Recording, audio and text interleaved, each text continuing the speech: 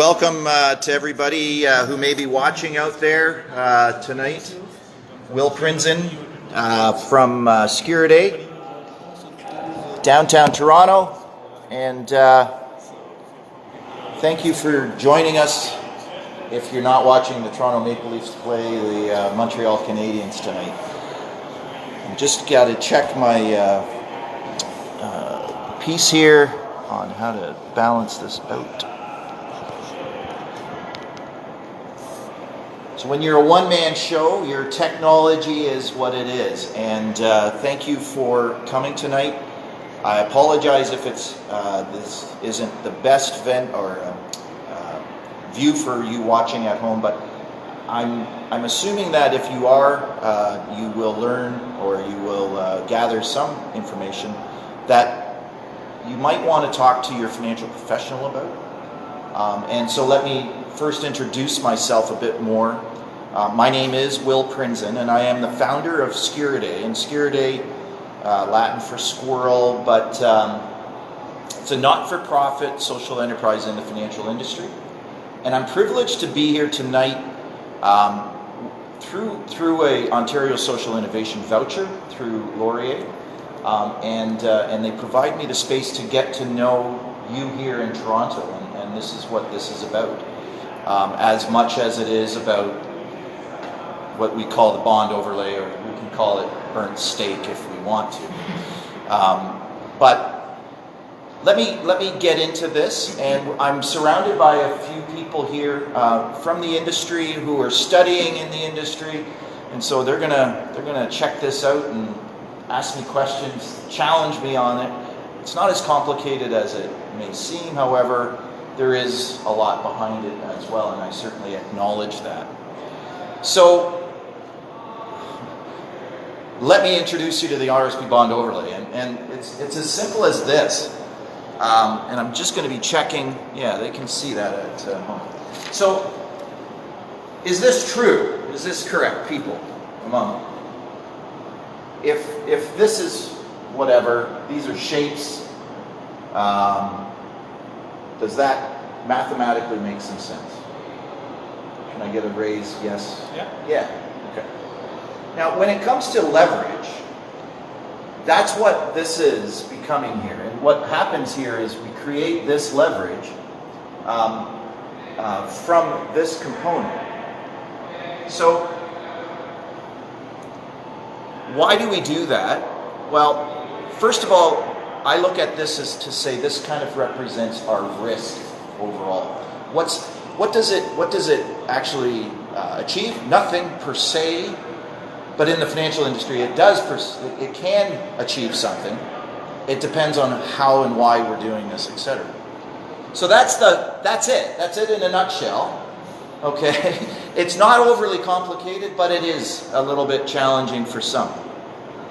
But before I get too deep into that, can someone let Rob back in? I will.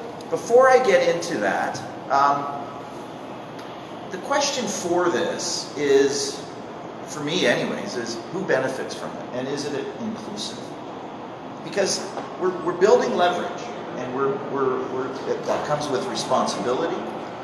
It comes with understanding, and the question for any of it is, why are we bloody well doing it? Is it adding productivity or not? Okay. And so tonight we've got, who benefits? Everyone. Is that even possible? But tonight I'm just going to be talking about the consumer retail investor, how it has the opportunity to enhance returns through tax efficiency and leverage, but also the financial industry. What does it represent for you in the financial industry? Each component within the equation has the opportunity to build a financial product, and so, by the way, that's what we're to do, right? That's our job. We build financial securities to build our society. We build mortgages. We build, mutual funds. We build all kinds of financial products, and so that's part of it. And therefore, by building more financial products, we're adding and contributing to the economy. But does it work? And where does it play with governments, business, society? That's not for tonight, but certainly something I would be open to talking more about too. So, if you're watching at home, or if you're hearing, what is a bond overlay? Are you already using this? Is this already something that might be already in your financial plan? Here's some questions you want to ask yourself to kind of answer that. A, do you hold an equity component in your RSP? And if the answer is yes, I'm going to say that you probably aren't, okay, if you're doing that. But the next question is, do you borrow money to purchase equity investments and then use the interest that you pay on that borrowed money as a tax deduction and have that deducted from your income? If you are, okay, you might be using this strategy, okay? If you're not, then you're probably not using the strategy with your financial planner. And then the last question is, do you offset this risk by holding fixed income in your RSP, like a bond fund or a GIC? Okay. So why are these questions? Well, what we're doing is the bond overlay, or as I said earlier, burnt steak, is a matter of just shifting things. So back to this, and Rob, you weren't here for this, but that's kind of what we're basing it on, okay? Is this true? Is this, mathematically, does that make sense? The group kind of has said, yeah, it does. And so how does that translate? Well, technically, here's what we're doing, right? All we're saying is, if you have an RSP and you have stock or equity component in that, be it a global equity or a Canadian equity, that's one. Let's just call that a one, okay? And then if you wanted to maybe look at a bond overlay, you'd say, okay, well, wait a sec, let me hold that differently, more tax efficiently. Tax efficiency comes into this strategy as well, because capital gains through the outside of the RSP are only taxed at 50%.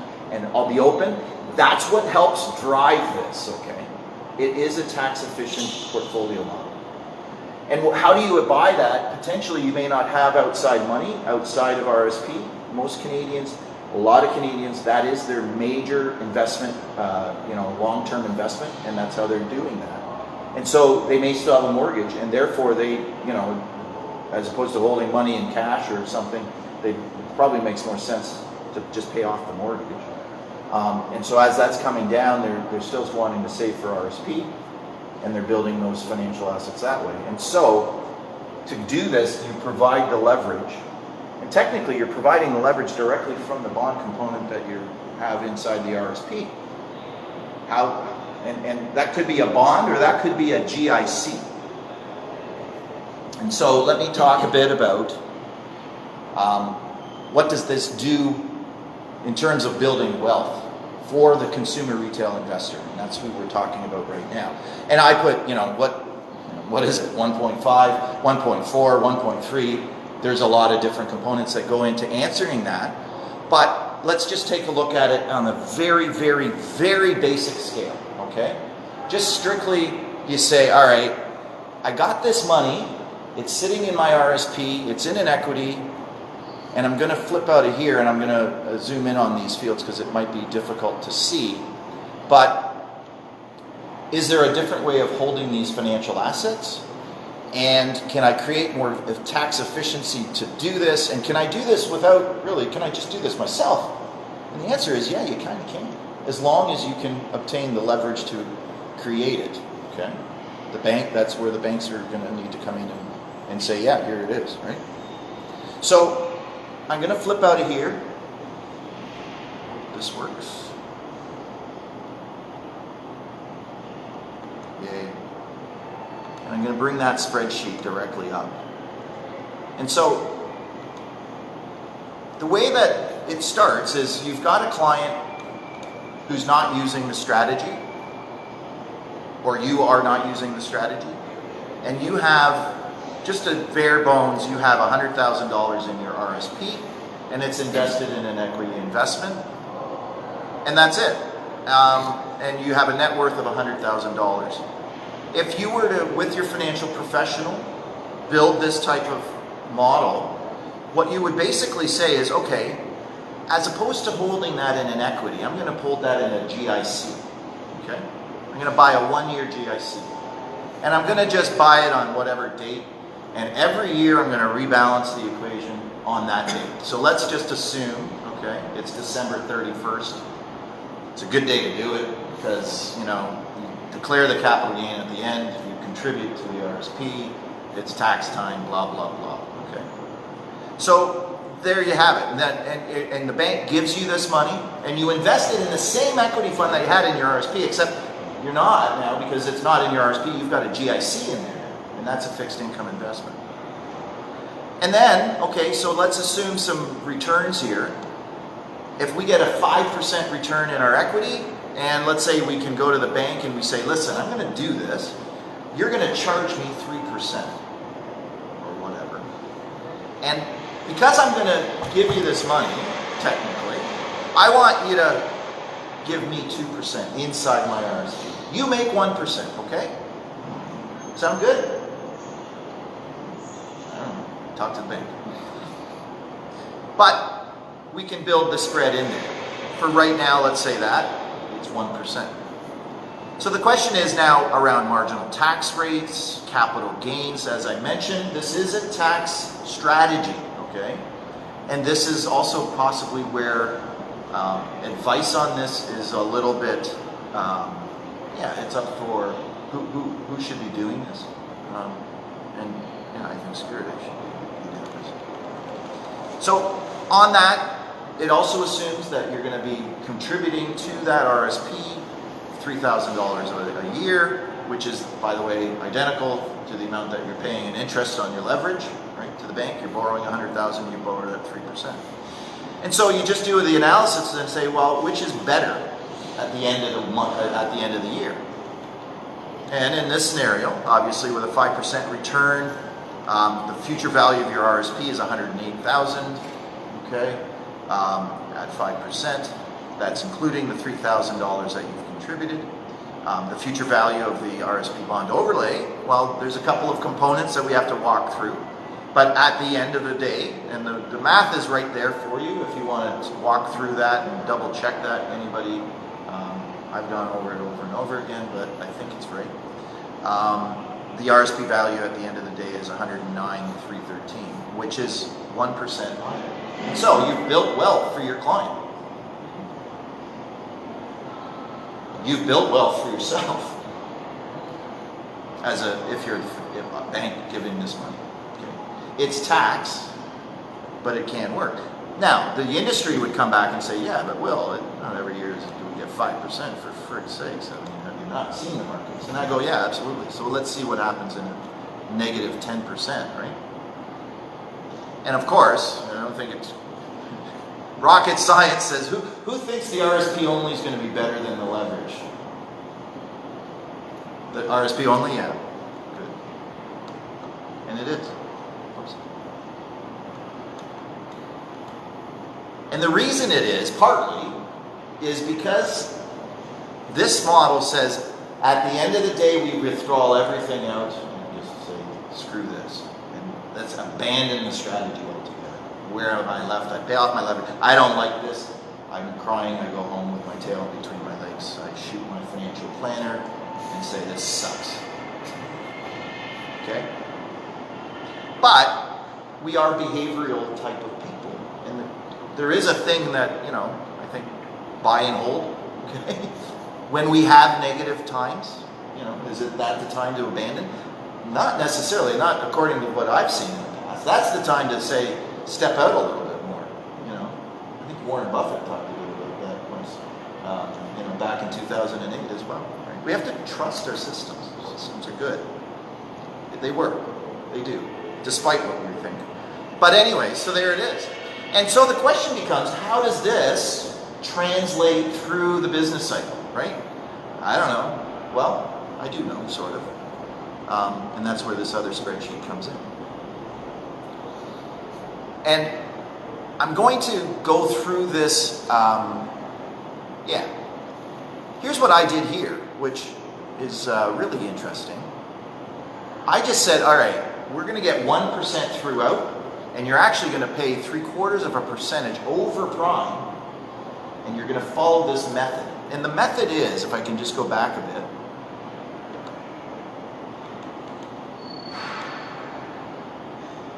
the method, if we can just go remember this, is to go back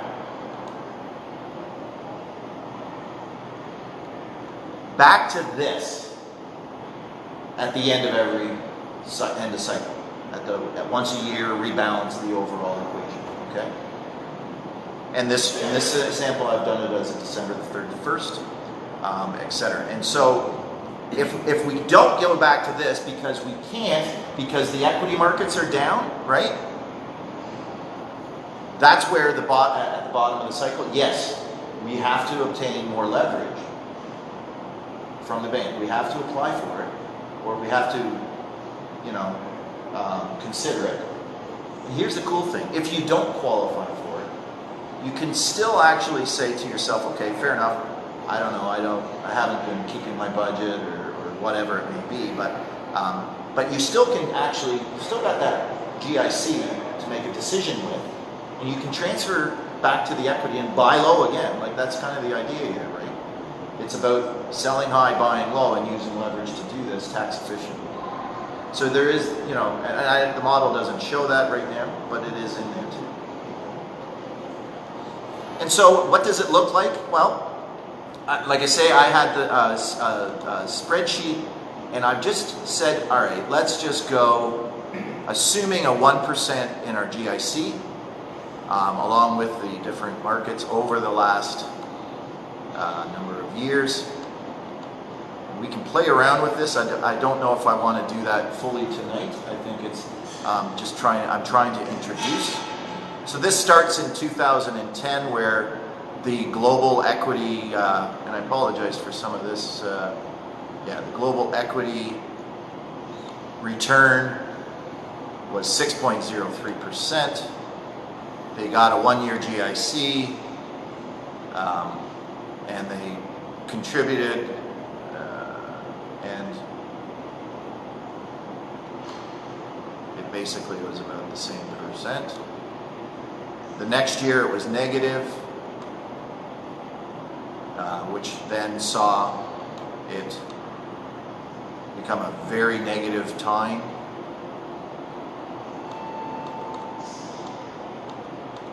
And the RSP didn't. So it underperformed that year because of the negative returns. However, it eventually works its way through and gains in value, and so it starts adding value. And that's just with a 1-year GIC. The thing that can be done with this, obviously, is around, and that's the bigger question of, what other types of portfolios could you add to this? What does it mean in the sense of what are we leveraging? What if it's a corporate bond versus a government debt, global, et cetera, et cetera. And so it starts to become something a little more. But based on just rebalancing and tax efficiencies, it has the ability to build wealth for Canadians. A quick question. Sure. So, with the bond that you're holding in your non-registered account outside your RSP, essentially, you're looking at a risk diversification, minimization, rather strategy, because it's all equities in the RSP. Is that what you're positing? Yeah, you're saying that you're holding the equities in the RSP, and there's a risk associated with that. Mm-hmm. It's in your RSP. So you're trying to offset that by adding the fixed income inside of it? Yeah, exactly. You're balancing. Yeah. And I guess because the bond is taxed 100%. Yeah, and it's your money. It's a GIC. Exactly.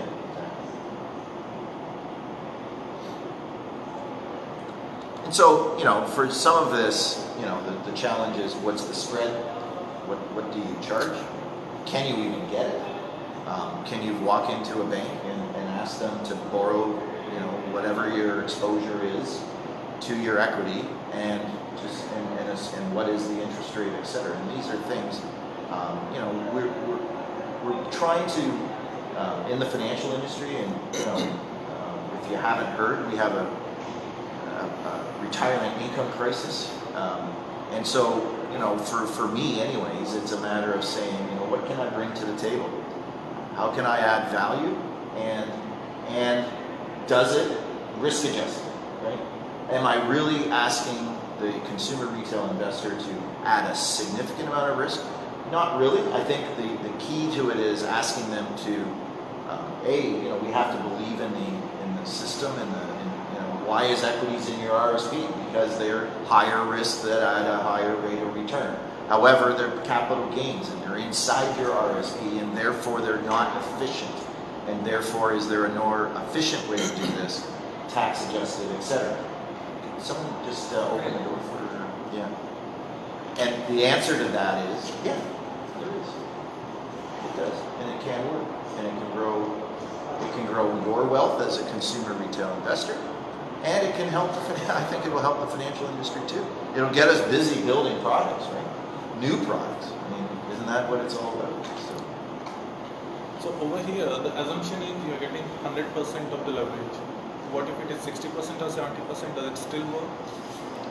Like 100,000 is in your GIC, and the bank agrees to pay you only 60,000 against. Yeah, it depends on how much you can leverage, right? I mean, if you only borrow 60,000, then that spreadsheet you can adjust the percentage weightings on it. That's an asset allocation piece, right? What percentage is my... So if you have $100,000 in an RSP and you have a 60% exposure to equities, then that's, or you can't get all of the leverage. It still adds value. It's a matter of saying, can I create this tax efficient model to help build wealth for myself? I guess it depends on your risk tolerance and your... Yeah, that's directly related. Your risk tolerance, the way is reflected in the equity exposure within the portfolio. And so this is where I'm not here to say invest, by the way, and I want to say this again, I am not a financial planner. I'm Will Prinzen with a lifetime of experience in the financial industry. I really encourage you to talk to your financial planner, and if you're looking for one, I know a few. But anyway. That's what comes. Yeah, for sure. /Will. Yeah, for sure. That would help. So, but sorry, I don't know kind of where. Yeah, work with your financial planner. But the financial planner is really the one to determine the equity exposure in your financial plan. That's not what this is. This is about saying, okay, now that you got that figured out, is there another thing that we could rejig your engine, right? It's tuning up your engine is really what it kind of does, and it's not bad. It can work. It does more than that too, and this is the purpose part for me. It's not. It's also about doing debt analysis, debt service analysis in our financial planning. Unfortunately, my background, and if you look it up on LinkedIn, you'll see where I'm coming from. My experience has been that leverage analysis in the banks a lot isn't necessarily something that they do, and this is again where kind of I want to try to help bridge that, because what does it say if you don't qualify to get an RSP Bond Overlay? What if you don't? It's going to say probably your GDS TDS ratios are too fucking high. Good to know. And do you talk to your financial planner about this? Are you living beyond yourself? Are you maybe over consuming? Right? Are you reconsolidating? Are you a chronic credit seeker? And it takes one to know one, right? So according to the icon in your logo, you wouldn't therefore be putting enough nuts away from your. Yeah, they say, well, squirrels, here's the thing, they say about squirrels is they bury nuts, and they forget where they put them, okay? This is what they say about squirrels, and I go, no, they don't forget, they're just fucking planting trees for more nuts, for sure, okay? But yeah. So, I can carry on here, and,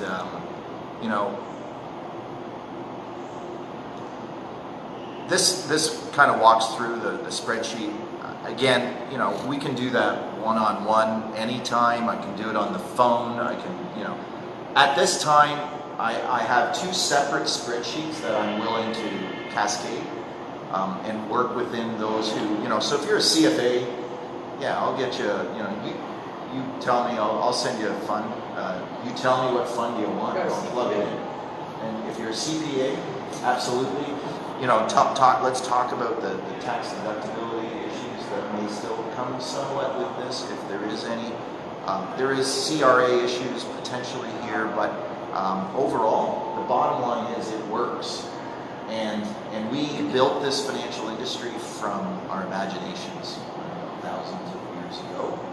And so it lives within that. And Well, what are the CRA issues that you mentioned? The CRA issues are on the tax deductibility of the leverage, okay, and specific to whether or not, okay, if you're receiving capital gain, is that considered income?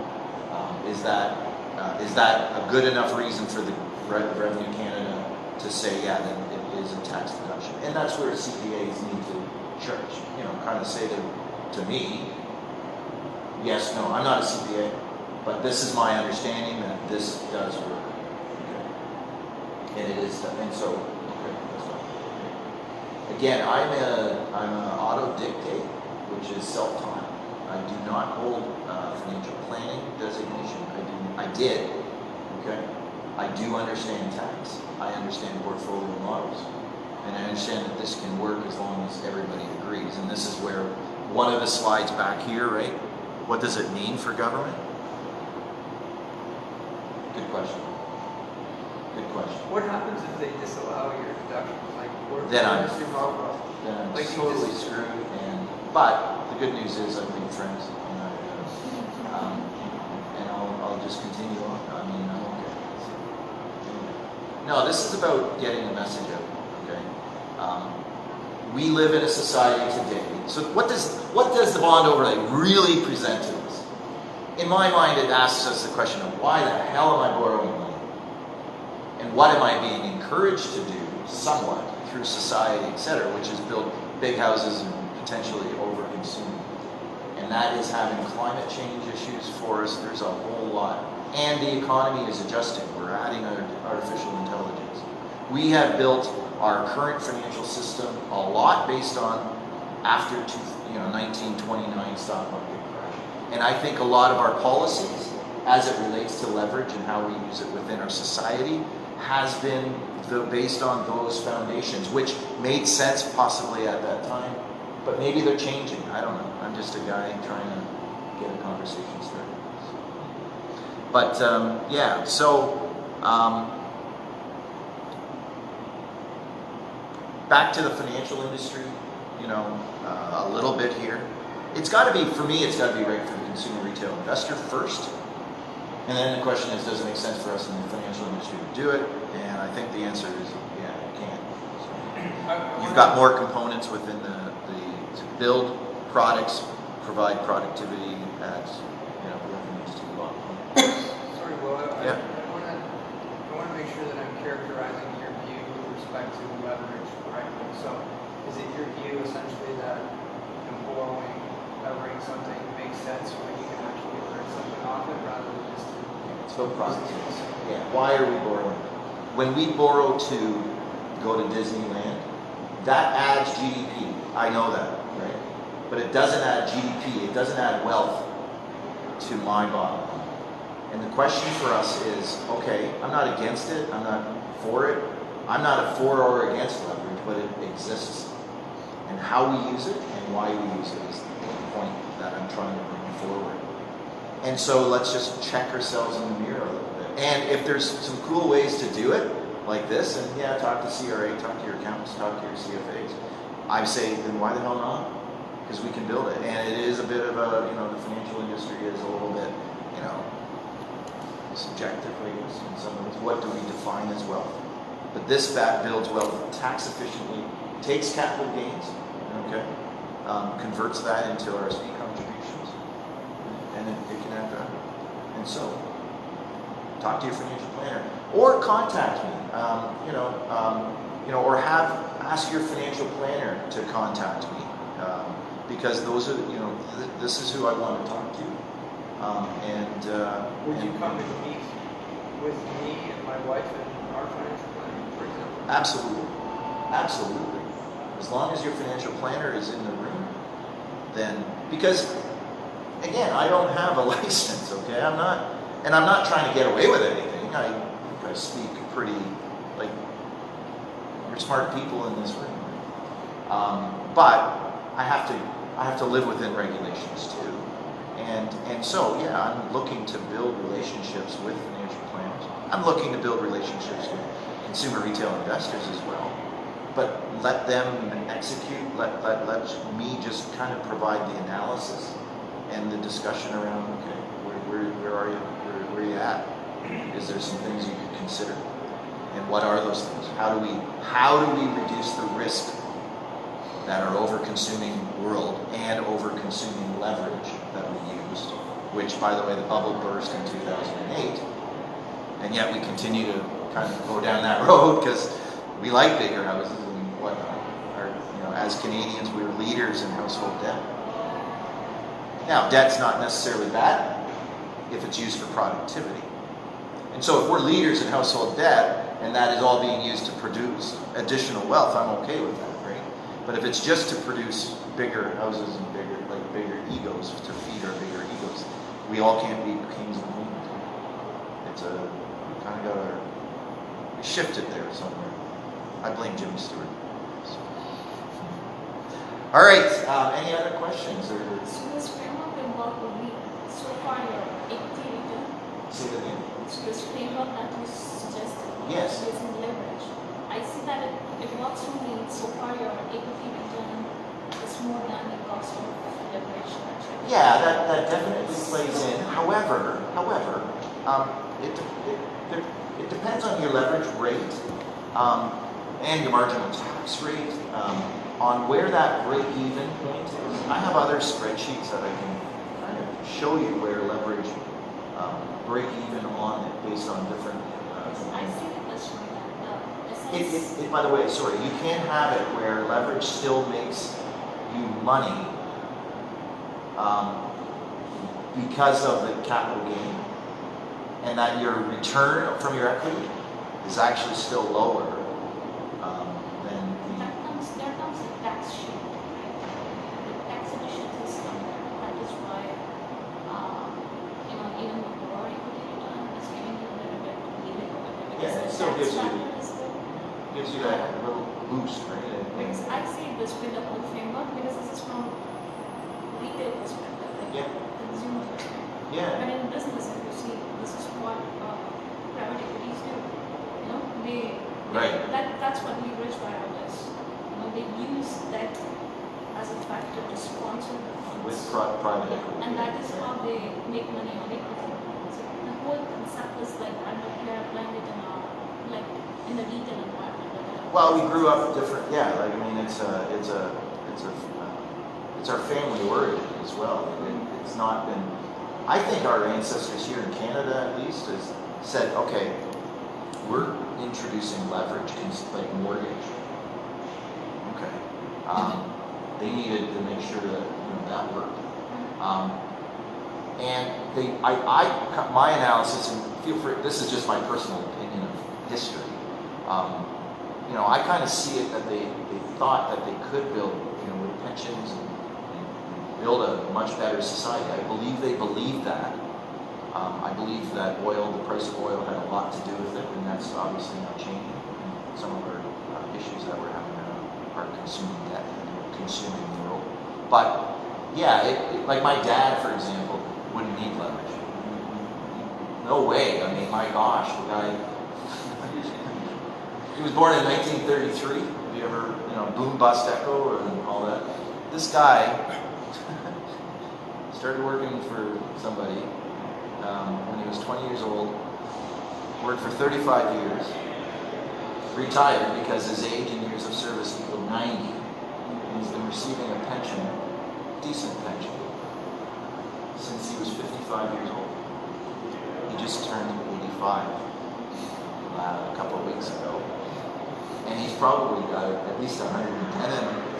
And it's kind of like, okay, ancestors, yeah, you helped elder, right? But for my reality, there's no freaking way that doesn't exist anymore. And so things are changing. And so why do we use leverage a bit?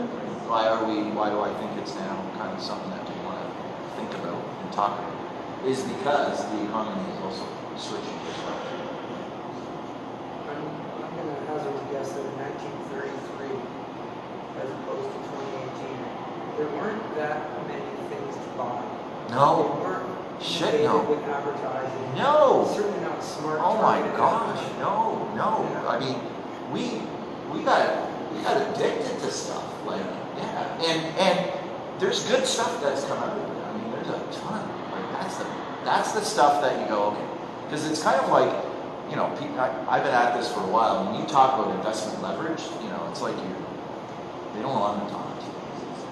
It's that family origin from, you know, the Great Depression, which I get, but yet we're using this other stuff, and it's grown us, and we kind of, you know, those that are, you know, in power or you know, look around and say, well, hey, we're doing it, and it's like, yeah, but society is being challenged. So there's a shift that needs to occur, and I think you know, there's only so much leverage we can create. On the topic of leverage and, you know, trying to qualify for that. Yeah. Like, I don't know who exactly is around the table and what your expertise may be, but I know that yours is. What's your sense of, you know, what sort of rates you might be able to get to outside of the banks? Where are you best?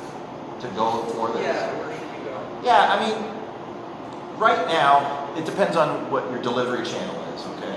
And so if you're IROC or NFDA or life insurance, and I'm talking to, you know, so it depends on what product you're using. I can talk about some of the experience that I've had in my past, where you could potentially, and that is within the MFDA. There is leverage, no margin leverage, okay, available through one of our major banks. On a mutual fund. Okay, it's not ETF. But you know, there's other forms of leverage that you can achieve from home equity line of credit, et cetera. So If it's a mutual fund, yeah. unless things have changed since that last check, like 6 or 8 months ago, Canada has the world's highest mutual fund. Yeah, fair enough. So it's over 2%. No, and I love everybody, but yeah, everybody has to chip. Like again, this is back to the financial planner. You choose what equity kind, how you're going to buy that. If you're buying it currently with a mutual fund, there is this other company. Because I kind of view that as, hey, we'll give you like a margin.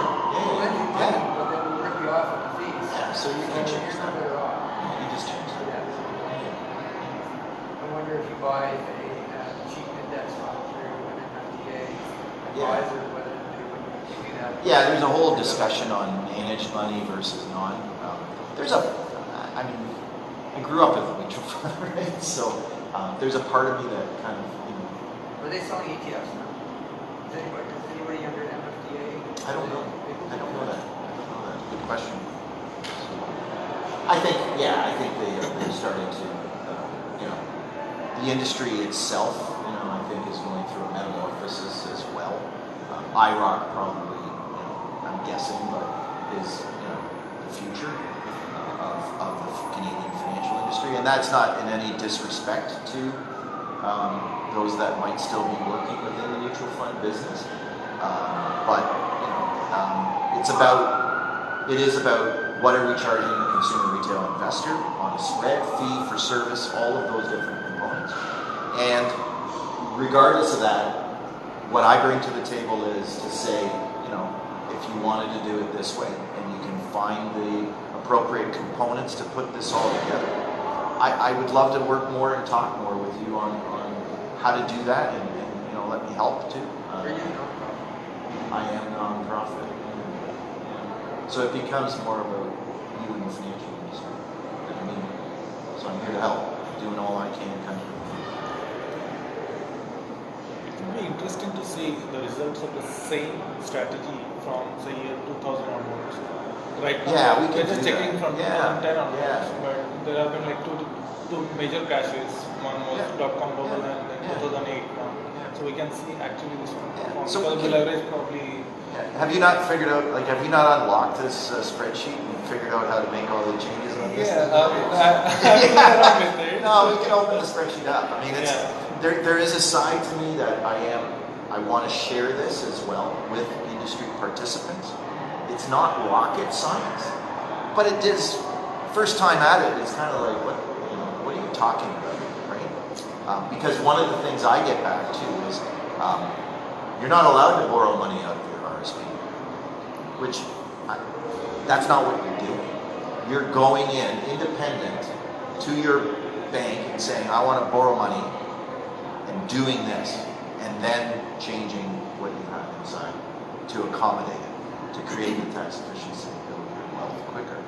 And 1-2%, it doesn't maybe sound like a whole lot, but when you start thinking rule of 72, it can make some significant differences. And in the industry, that our goal should be always to reduce risk and enhance returns. And I believe that's what this can do for you. It can, how much more risk is it? Well, you are the risk. Your behavior is the risk. Are you going to, go screaming, when we have a negative equity market? If you do that, From getting into a situation, first of all, where they may consider doing this and actually doing a meeting where they withdraw money from their RSP and then they have a huge tax hit. right? Yeah. This is where it's not for everyone. Okay. I'm not trying to say it is. You have to know it. You have to understand it. So from a what do you need? You're probably going to need to be a little more sophisticated in your investor knowledge, right? Marginal tax rate definitely comes into play. There's a lot that goes into it. But the biggest piece for me is, and what keeps me going is, because, and I share this every time, but there are new people in the group here. As a recovering consumerholic, okay, there's a side to me that I look at it and go, why didn't you think of this sooner? How could somebody have helped me? And if I had had a situation where everybody was doing an RSP Bond Overlay, and they asked me, hey, Will, how's your RSP Bond Overlay doing? I'd say I can't because my GBS TDS ratios are too high. That's the piece. That's why we want to do this, because this now becomes guidance, advice, brings leverage into the equation, analysis, and if you qualify for it, thumbs up. If you don't, let's talk about your debt. What's going on there? Let's talk about it. So, all right. I'm going to turn this up. Yeah? Okay. Thank you. Thanks to you at home.